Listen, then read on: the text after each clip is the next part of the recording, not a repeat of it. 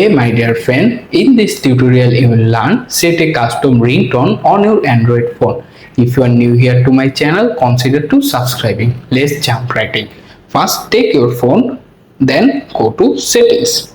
In the settings menu, scroll down slowly, locate the sound and vibration option, tap to open them.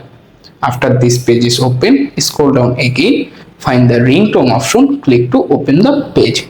Here you can see your currently added or basic ringtone listed there. If you decide to add a custom ringtone, simply find the plus sign icon at the top right corner, click on them.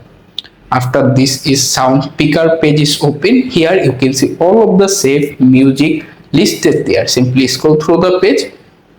Click the exact music if you want to set your custom ringtone. For example, I am set this ringtone, so tap on their name.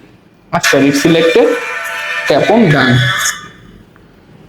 Then tap on the back button and we have successfully set your custom ringtone on your Android phone. If you found this guide will help you, please like this video, subscribe to my channel.